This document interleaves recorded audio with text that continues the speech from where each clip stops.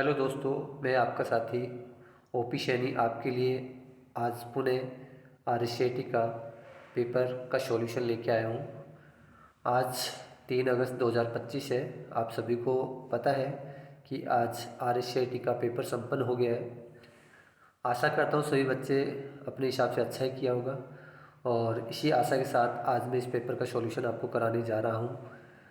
मेरे साथ अपनी ओमार शीट लेकर बैठे और जांचें कि आपके कितने परसेंट सही हो रहे हैं। मेरे पास ए सीरीज है। सभी बच्चे अपने पेपर और ओमार शीट को लेके बैठे और प्रत्येक पर्सन को ओमार शीट से मिलान करें कितने परसेंट आपके सही हो रहे हैं। आप सभी को पता है पास होने के लिए हमें 14% सही चाहिए। 14% सही होते ही आप पास हो जाते हैं। तो मेरे साथ आप बने रहें। 1 से लेकर 35 क्वेश्चन तक मैं आपको बिल्कुल एग्जैक्ट राइट सॉल्यूशन आपको करवाने जा रहा हूँ। आप एक एक प्रश्न का मिलान करें। देखिए मेरे पास ये सीरीज है और पहले प्रश्न की तरफ चलते हैं। पहला प्रश्न देखो क्या कह रहा है, समझिए यहाँ से। यहाँ पे देखिए पहला प्रश्न अपना, निम्नलिखित में से कौन सा कंप्यूटर सिस्टम का घटक नहीं है। साथियों आपको बता दूं कि यहाँ पर जो अपने पास जो है वो ए ऑप्शन है हार्डवेयर, बी है आपका सॉफ्टवेयर, सी है बिजली और डी है आपका यूज़र यानी उपयोगकर्ता। तो यहाँ पे जो राइट आंसर होगा वो बिजली होगा, क्योंकि बिजली आपके कंप्यूटर सिस्टम का घटक नहीं होता है। हार्डवेयर, सॉफ्टवेयर और यूज़र कंप्यूटर सिस्टम के घटक होते हैं। तो यहाँ पे राइट होने वाले है आपका सी।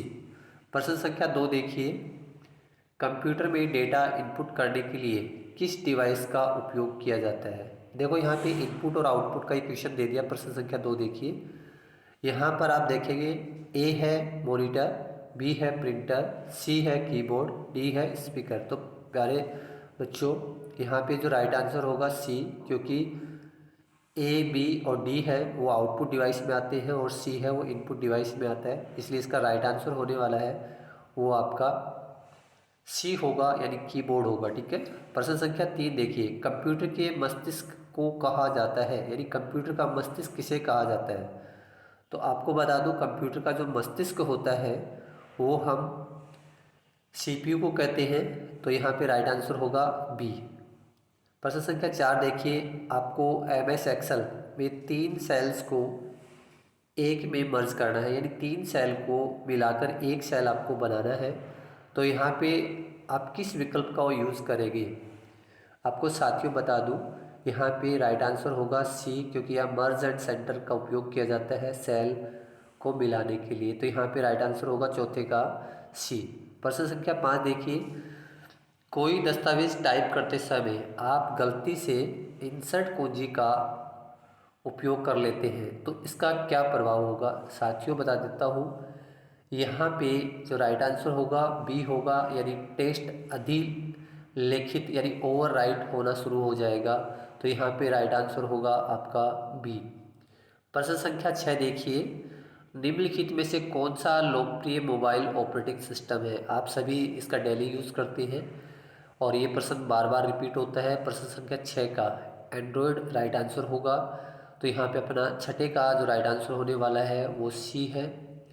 प्रश्न संख्या 7 देखिए, इनमें से कौन सा ऑनलाइन मीटिंग या क्लासरूम टूल का उदाहरण है। साथियों ऑनलाइन मीटिंग करनी हो और क्लासरूम आपको अटेंड करना हो यानी क्लास करनी हो तो किस ऐप का यूज़ करते हैं। तो यहाँ पे आपका जूम ऐप आएगा, यानी डी राइट आंसर होने वाला है प्रश्न संख्या 7 का। ठीक है।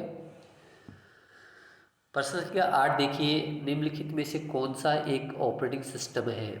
साथियों आपको बता दूं कि ऑपरेटिंग सिस्टम यहाँ पे अपने को 4 ऑप्शन दिए हुए हैं। ए माइक्रोसॉफ्ट वर्ड, बी दिया हुआ है Windows 10, C Google Chrome, D paint. तो यहाँ पे राइट आंसर होने वाला है आपका बी, यानी विंडोज़ 10 राइट आंसर होगा प्रश्न संख्या 8 का। ठीक है। प्रश्न संख्या 9 देखिए, आप 50 ग्राहकों को व्यक्तिगत पत्र भेजने के लिए एमएस वर्ड के एक मेल मर्ज तैयार कर रहे हैं। इस मेल मर्ज ऑपरेशन को सफलतापूर्वक करने के लिए आपको किन 2 प्राथमिक घटकों की आवश्यकता होगी। यानी आपको मेल मर्ज का उपयोग करना है, मेल मर्ज करना है तो हमें दो चीज़ों की आवश्यकता होती है कि एक तो हमें पहले एक दस्तावेज़ तैयार करना पड़ता है और जिनको हमें मेल करनी है यानी लेटर भेजना है उन सभी का हमें डेटा चाहिएगा, यानी उनका डिटेल, उनका पता, नाम वगैरह चाहिएगा। तो हमें दो चीज़ें यहाँ पे आवश्यक होती है, तो इसका यहाँ पे राइट आंसर होगा डी, यानी एक मुख्य दस्तावेज यानी टेम्पलेट और एक डेटा सोर्स के लिए एक्सेल सूची या आउटलुक संपर्क। तो यहाँ पे राइट आंसर प्रश्न संख्या 9 का डी होगा। प्रश्न संख्या 10 देखिए, डेटा की वह सबसे छोटी इकाई क्या है जिसे कंप्यूटर समझ और प्रोसेस कर सकता है, यानी संसाधित कर सकता है। तो प्यारे छात्रों, यहाँ पे प्रश्न संख्या 10 का बिट होगा, क्योंकि कंप्यूटर की सबसे छोटी इकाई बिट होती है। तो यहाँ पे राइट आंसर होने वाला है बी। प्रश्न संख्या 11 देखिए, पावर पॉइंट में स्लाइडों के लिए डिफ़ॉल्ट ओरिएंटेशन क्या होता है। आपको ध्यान हो कि अपना जो वर्ड की जो डॉक्यूमेंट तैयार करते हैं वो पोर्ट्रेट होता है बाय डिफ़ॉल्ट, जबकि अपना जो पावर पॉइंट होता है उसमें जो हम स्लाइड तैयार करते हैं वो लैंडस्केप होती है। तो प्रश्न संख्या 11 का बी होने वाला है राइट। प्रश्न संख्या 12 देखिए, MS एक्सेल में रो की पहचान निम्न प्रकार से की जाती है, यानी रो और कॉलम होते हैं एक्सेल के अंदर। जो कॉलम होते हैं उनका जो हेडिंग होता है, कॉलम हेडिंग होता है वो अल्फ़ाबेट से होता है, यानी अक्षर से होता है, और रो का जो होता है वो नंबर से होता है। तो यहाँ पे रो का पूछा गया है, तो प्रश्न संख्या 12 का बी होने वाला है राइट, यानी नंबर आएगा। प्रश्न संख्या 13 देखिए, टाइम्स न्यू रोमन है एक क्या है। टाइम्स न्यू रोमन एक फ़ॉन्ट है, तो यहाँ पे राइट आंसर होने वाला है 13 का ए। प्रश्न संख्या 14 देखिए, आपको देखने को बहुत बड़ा प्रश्न लग रहा है, लेकिन बहुत ही अच्छा प्रश्न है और बहुत ही इजी सा प्रश्न है। देखिए यहाँ पे अपने को मिलान वाला प्रश्न दे दिया गया है। सर्च इंजन क्या होता है, तो पर सर्च इंजन छात्रों बता देता हूँ, www पर जानकारी खोजने के लिए उपयोग किए जाने वाला एक उपकरण होता है। तो यानी पहले का जो मिलान करेंगे वो आर होगा। और MS एक्सेल स्प्रेडशीट बनाने के लिए और प्रबंधित करने के लिए इस्तेमाल किया जाता है। तो यहाँ पे MS एक्सेल का आएगा P, यानी स्प्रेडशीट बनाने और प्रबंधित करने के लिए सॉफ्टवेयर। और फिशिंग क्या है, तो यहाँ पे तीसरे का जो आएगा संवेदनशील जानकारी प्राप्त करने का धोखाधड़ीपूर्ण प्रयास एक्सेल ईमेल के माध्यम से। तो यहाँ पे तीसरे का आएगा Q। तो यहाँ पे जो प्रश्न संख्या 14 का जो राइट आंसर होने वाला है छात्रों वो C होगा, यानी पहले का R, दूसरे का P, तीसरे का Q होगा। तो प्रश्न संख्या 14 का जो राइट आंसर होगा वो C होगा। प्रश्न संख्या 15 देखिए, डॉट डॉट डॉट का उपयोग किस दस्तावेज में टेक्स्ट को शामिल करने के लिए किया जाता है जिसे प्रत्येक पृष्ठ पर दोहराया जाता है। यानी आपने सुना होगा हेडर और फूटर। हेडर और फूटर का उपयोग प्रत्येक पृष्ठ पर हम बार बार रिपीट करने के लिए यूज़ करते हैं। हेडर टॉप पे लगता है, फूटर बॉटम में लगता है और प्रत्येक पेज पे पुनः अपने आप आ जाता है। तो प्रश्न संख्या 15 का डी होने वाला है। प्रश्न संख्या 16 देखिए, अधिकांश MS ऑफिस एप्लीकेशन में अंतिम क्रिया को पूर्ववत करने के लिए आमतौर पर किस कीबोर्ड शॉर्टकट का उपयोग किया जाता है। यानी यहाँ पे अंतिम क्रिया जो आप करते हैं उसको पूर्ववत करने के लिए Ctrl+Z का उपयोग करते हैं। यानी आपने जो लास्ट एक्टिविटी करी है उसके लिए आप Ctrl+Z का उपयोग करेंगे। तो यहाँ पे 16 का C होने वाला है। प्रश्न संख्या 17 देखिए, MS वर्ड में यदि आप अपने दस्तावेज के भीतर एक क्लिक करने योग्य लिंक बनाना चाहते हैं और उसी दस्तावेज में किसी विशिष्ट शीर्षक या अनुभाग पर ले जाता है, आप आमतौर पर उपयोग करेंगे। प्यारे छात्रों, एक हाइपरलिंक होता है MS वर्ड के अंदर। हाइपरलिंक का उपयोग लिंक बनाने के लिए किया जाता है, यानी हम उस लिंक पर क्लिक करते हैं तो हम ऑटोमेटिक दूसरे पेज पे नेविगेट हो जाते हैं। तो यहाँ पे प्रश्न संख्या 17 का ए राइट आंसर होगा। प्रश्न संख्या देखिए 18 अपने पास आ रहा है, MS पावर पॉइंट में स्प्रेडशीट जैसी संरचना के अलग अलग कक्षों में सन्निहित छोटे चार्ट जिनका उपयोग डेटा रुझान दिखाने के लिए किया जाता है कहलाते हैं। तो साथियों, यहाँ पे आपको MS पावर पॉइंट में स्प्रेडशीट जैसी संरचना के अलग अलग कक्षों में सन्निहित छोटे चार्ट, इसको स्पार्क लाइन कहते हैं छात्रों। तो यहाँ पे राइट आंसर होगा आपका बी होने वाला है। तो प्रश्न संख्या 18 का बी राइट आंसर होगा। वाईफाई का पूर्ण रूप क्या है? वाईफाई का पूरा नाम क्या है? तो सभी को पता है वाईफाई का आंसर होगा, वाईफाई का फुल फॉर्म होता है वायरलेस फिडेलिटी, यानी 19 का ए होगा। 20 का देखिए, आपको एक संदिग्ध ईमेल मिला है जिसमें एक अटैचमेंट है, आपको क्या करना चाहिए? यदि आपको कोई स्पैम मेल मिलती है तो आपको स्पैम या फिशिंग के रूप में रिपोर्ट करना चाहिए। तो यहाँ पे राइट आंसर होगा 20 का डी होगा।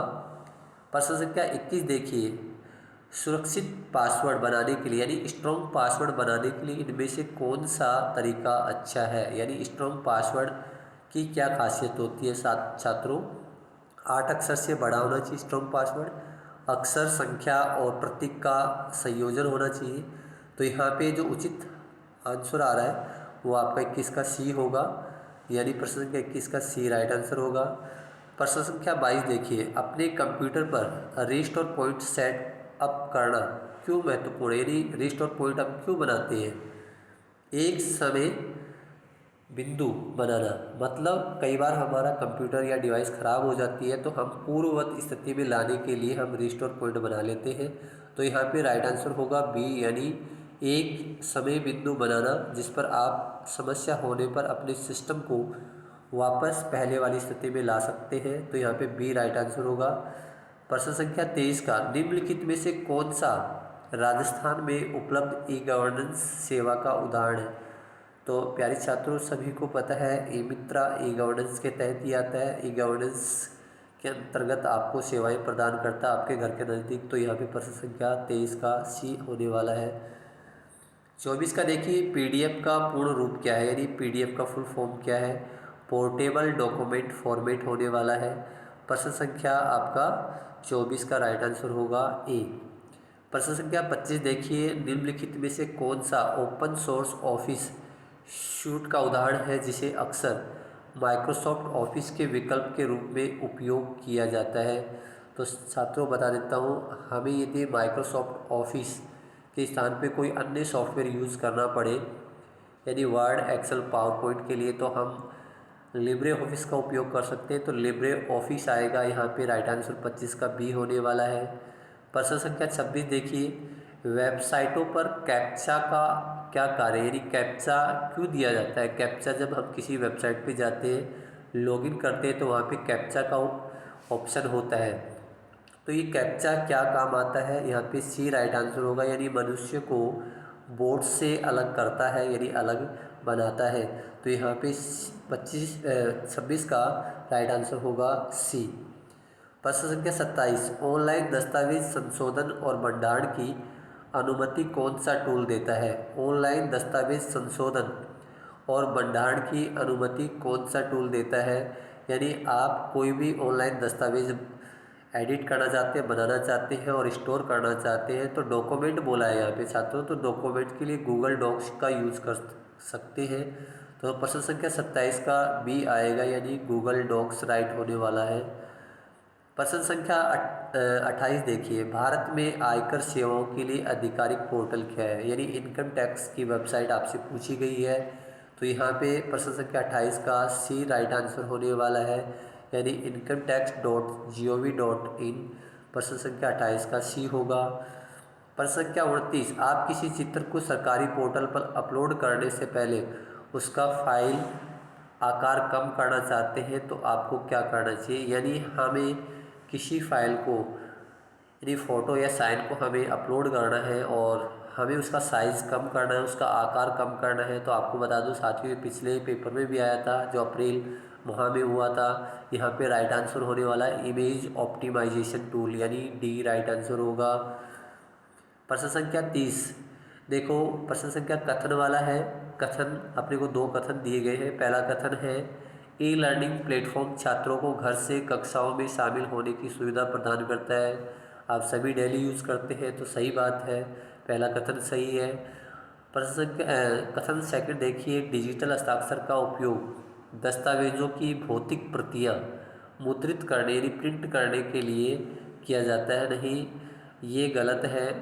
डिजिटल सिग्नेचर जो होते हैं वो वेरीफाई करने के लिए यानी प्रमाणित करने के लिए किया जाता है। तो पहला कथन सही है, दूसरा गलत है। तो 30 का राइट आंसर होगा ए। प्रश्न संख्या 31। डॉट डॉट एक इनपुट डिवाइस है जिसका उपयोग कंप्यूटर में ऑडियो डेटा इनपुट करने के लिए किया जाता है। छात्रों, ऑडियो इनपुट यदि हमें इनपुट करना होता है तो हम माइक्रोफोन का उपयोग करते हैं, न कि स्पीकर, वाईफाई और ध्वनि नियंत्रण का। तो यहाँ पे डी बिल्कुल राइट होगा आपका। 32। विंडोज़ 2011 में फाइल पाथ का एक मान्य उदाहरण यानी कौन सा एक फाइल का पाथ सही है। तो यहाँ पे जो फाइल का पाथ आपको दर्शा रहा है 4 ऑप्शन में, वो ए विकल्प आपका बिल्कुल यानी सी ड्राइव में VMU के नाम से एक फ़ोल्डर है, उसके अंदर आपका एक RSCIT का फ़ोल्डर है और उसमें EXE नाम से एक फ़ाइल है। तो यहाँ पे 32 का राइट आंसर होगा ए। प्रश्न संख्या 33 देखिए, डॉट मैट्रिक्स एक प्रकार का है यानी डॉट मैट्रिक्स क्या है। छात्रों सभी को पता है प्रिंटर का प्रश्न एक जरूर आता है, तो यहाँ पे एक प्रिंटर है यानी डॉट मैट्रिक्स एक प्रिंटर है। तो प्रश्न संख्या 33 का सी राइट होगा। प्रश्न संख्या 34 देखिए, MS एक्सेल फंक्शन में लेफ्ट दिया हुआ है, लेफ्ट फंक्शन का यूज़ हो रहा है और यहाँ पे आपको यहाँ ब्रैकेट में आपको दिया हुआ है VMU और 2 दिया हुआ है यहाँ पे, ठीक है, इन्वर्टेड कोमा के आगे कोमा 2 दिया हुआ है। तो इसका मतलब आपको लेफ्ट साइड से 2 लेटर लेने हैं इस फंक्शन का। तो यहाँ पे राइट आंसर होगा सी, यानी ये फंक्शन आपके जो आपने टेक्स्ट लिखा हो उसमें 2 लेटर अपने को काउंट करने हैं। तो यहाँ पे सी राइट आंसर होने वाला है 34 का, यानी VM आने वाला है। प्रश्न संख्या 35 लास्ट क्वेश्चन है अपना। आप अपने कार्यालय से बाहर जाते समय अपने कंप्यूटर से लॉग ऑफ क्यों करते हैं, यानी अपने कंप्यूटर को आप पासवर्ड क्यों लगाते हैं, यानी आप उसको लॉग ऑफ क्यों कर देते हैं। क्योंकि आप सभी को पता है कि कोई आपकी फ़ाइल के साथ छेड़छाड़ कर सकता है, पासवर्ड चुरा सकता है, इसीलिए हम अपने कंप्यूटर को लॉग ऑफ करते हैं। तो यहाँ पे जो राइट होगा अपना वो ए होने वाला है प्रश्न संख्या 35 का। साथियों, आशा करता हूँ बारी बारी से आपने अपने प्रश्नों का मिलान किया होगा। आपके यदि प्रश्न 14 सही हो रहे हैं तो आप बिल्कुल पास हैं, और यदि आप 14 से कम आपके बैठ रहे हैं तो आप फेल हैं। लेकिन आशा करता हूँ सभी बच्चों ने अच्छा किया होगा, सभी 14 या 14 से अधिक प्रश्न सही किए होंगे। यदि आपको इस वीडियो से आपको हेल्प मिली हो और आपने अच्छा स्कोर किया है तो आप कमेंट बॉक्स में डाल के बताएं कि आपके कितने प्रश्न सही हो रहे हैं, और आप कमेंट के माध्यम से ज़रूर सूचित करें। सभी साथियों और छात्रों को पुनः धन्यवाद, आभार।